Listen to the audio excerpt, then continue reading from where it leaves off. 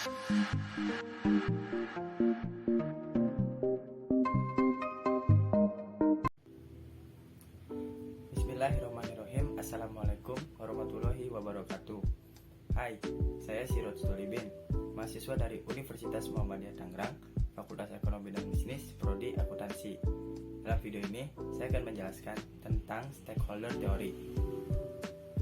Menurut Freeman dan Reed, pada tahun 1983, teori stakeholder adalah teori yang menggambarkan kepada pihak mana saja perusahaan bertanggung jawab.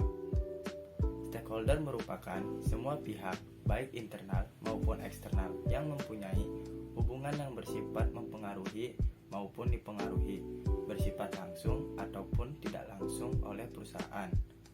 Dalam mengembangkan stakeholder teori, Freeman dan Reed pada tahun 1983 memperkenalkan konsep stakeholder dalam dua model, yaitu yang pertama, model kebijaksanaan dan perencanaan bisnis, dan yang kedua, model tanggung jawab sosial perusahaan dari manajemen stakeholder. Pada model pertama, fokusnya adalah mengembangkan dan mengevaluasi persetujuan keputusan strategis perusahaan dengan kelompok-kelompok yang dukungannya diperlukan untuk kelangsungan usaha perusahaan. Dapat dikatakan bahwa dalam model ini, stakeholder teori berfokus pada cara-cara yang dapat digunakan oleh perusahaan untuk mengelola hubungan perusahaan dengan stakeholdernya. Sementara dalam model kedua, perencanaan perusahaan dan analisis diperluas dengan memasukkan pengaruh eksternal yang mungkin berlawanan bagi perusahaan. Kelompok-kelompok yang berlawanan ini termasuk badan regulator dengan kepentingan khusus yang memiliki kepedulian terhadap permasalahan sosial. Perkembangan teori stakeholder diawali dengan berubahnya bentuk pendekatan perusahaan dalam melakukan aktivitas usaha. Pada tahun 2014, Lesmana dan Tarigan menjelaskan terdapat dua bentuk dalam pendekatan stakeholder, yaitu Old Corporate Relation dan New Corporate Relation. Perbedaan yang mendasar dari kedua tersebut terlihat dari segi penekanan bentuk pelaksanaan aktivitas perusahaan. All Corporate Relation menekankan pada bentuk pelaksanaan aktivitas perusahaan secara terpisah yang setiap fungsi dalam sebuah perusahaan melakukan pekerjaannya tanpa adanya kesatuan di antara fungsi-fungsi tersebut. Pendekatan New Corporate Relation menitik beratkan pada kolaborasi antara perusahaan dengan seluruh stakeholdernya, sehingga dapat dikatakan bahwa pendekatan New Corporate Relation mengeliminasi jarak di antara para stakeholder perusahaan.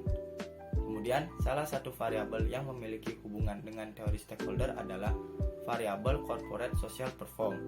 Penerapan corporate social perform dapat menjadi strategi untuk memenuhi kepentingan dari para stakeholder akan informasi non-keuangan perusahaan terkait dampak sosial dan lingkungan yang timbul dari adanya aktivitas perusahaan. Semakin baik penerapan corporate social perform oleh perusahaan akan membuat stakeholder memberikan dukungan penuh kepada perusahaan atas segala aktivitasnya yang bertujuan untuk meningkatkan kinerja dan mencapai laba yang diharapkan, dan juga meningkatkan kesejahteraan bagi karyawan, pelanggan, dan masyarakat lokal. Selain itu, teori stakeholder juga memiliki keterkaitan dengan variabel New Lead Management. Penerapan New Lead Management atau manajemen pengetahuan merupakan salah satu cara perusahaan untuk menghadapi persaingan dan tuntutan yang semakin tinggi. Dengan demikian, dapat disimpulkan bahwa teori stakeholder merupakan suatu teori yang mengatakan bahwa keberlangsungan suatu perusahaan tidak terlepas dari adanya peranan stakeholder, baik dari internal maupun eksternal, dengan berbagai latar belakang kepentingan yang berbeda dari setiap stakeholder yang ada. Sekian penjelasan yang dapat saya sampaikan, kurang lebihnya mohon maaf. Wassalamualaikum warahmatullahi wabarakatuh.